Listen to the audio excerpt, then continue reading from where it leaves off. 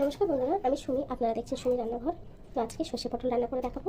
দেখুন, পটলগুলো খোসা হালকা করে ছিলে নিয়েছি আর দুই সাইড দিয়ে একটু একটু কেটে নিয়েছি। সব পটলগুলো কিন্তু আমার কাটা হয়ে গেছে, ধুয়ে নিয়েছি। এখন পটলগুলোতে নুন হলুদ মাখিয়ে নেব। দিয়ে দেবো হাফ চামচ হলুদ, ছোটো চামচের 1 চামচ নুন দিয়ে এটাকে সুন্দর করে মাখিয়ে নেব। পটলটা কিন্তু নুন হলুদ মাখানো হয়ে গেছে, এটা সাইড করে রাখবো। আর কী কী মশলা লাগছে আসুন দেখে নিন। দেখুন, সর্ষে পটল করতে গেলে নিয়ে নিয়েছি হলুদ, 1 চামচ হলুদ নিয়েছি, আর চিনি নিয়েছি ছোটো চামচে 1 চামচ, নুন নিয়েছি, কালো জিরে, 3টে শুকনো লঙ্কা, আর দেখুন সর্ষে, আমি কালো সর্ষে আর সামান্য একটু পোস্ত, তার মধ্যে একটু নুন দিয়ে শিলবাটায় বেটে নিয়েছি। তো চলুন রান্নাটা শুরু করা যাক। তার আগে আমার চ্যানেলটা যদি সাবস্ক্রাইব না করা থাকে, আপনারা অবশ্যই আমার চ্যানেলটাকে সাবস্ক্রাইব করবেন। আমার ভিডিওটা যদি আপনাদের ভালো লেগে থাকে তো আমার ভিডিওটায় লাইক দিয়ে দেবেন। তো চলুন রান্নাটা শুরু করা যাক। আমি একটা কড়া বসিয়ে নিয়েছি। রান্নাটা কিন্তু আমরা সর্ষের তেলে করব। তেল দিয়ে দেবো কড়াই, সর্ষের তেল। তেলটা কিন্তু গরম হয়ে গেছে, এখন পটলগুলো ভেজে নেব।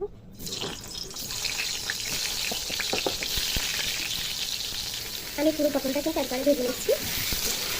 পটলগুলো একসঙ্গে ভেজে নেব। পটলগুলো কিন্তু আমার ভাজা হয়ে গেছে, এখন পটলগুলোকে তুলে নেব। দেখুন, পটলগুলো ভাজা হয়ে গেছে আমার।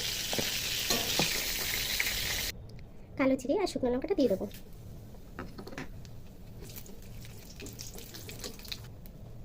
তেলের মধ্যেই সামান্য হলুদ গুঁড়ো দিয়ে দেবো। সর্ষে আর পোস্ত বাটাটা দিয়ে দেবো।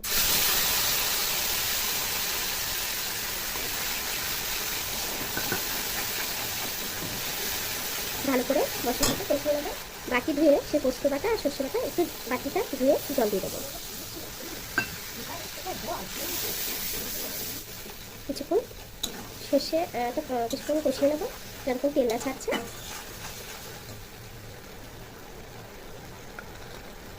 দিয়ে দেবো নুন। আমি সর্ষে বাটার সময় নুন দিয়েছিলাম, তাই নুনের পরিমাণটা কম দিলাম।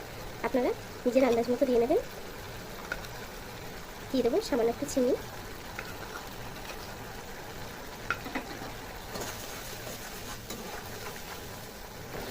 দেখুন, মশলাটা থেকে কিন্তু তেল ছেড়ে এসছে। এখন সামান্য জল দিয়ে দেবো।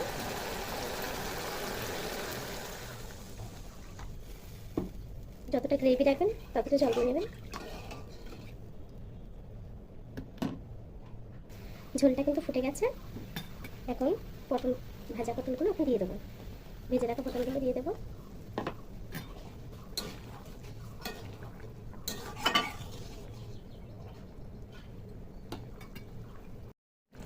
তরকারিটা কিন্তু ফ্রাই হয়ে এসছে। আমি আরও একটু ঝোল বানাবো, আরও একটু হবে। তরকারিটা কিন্তু হয়ে গেছে। সর্ষে পটল আমার রান্না হয়ে গেছে, এখন ভালো করে দেবো। দেখুন কত সুন্দর হয়েছে। দেখুন বন্ধুরা, আমার সর্ষে পটলটা কিন্তু রেডি হয়ে গেছে। আপনারা অবশ্যই এই রেসিপিটা ট্রাই করবেন বাড়িতে। দেখবেন নিরামিষের দিনে ট্রাই করবেন, রান্না করবেন, অনেক ভালো লাগে খেতে। তো ভিডিওটা ভালো লেগে থাকলে আমার ভিডিওটা লাইক দিয়ে দেবেন আর চ্যানেলটাকে সাবস্ক্রাইব করে দেবেন। ধন্যবাদ।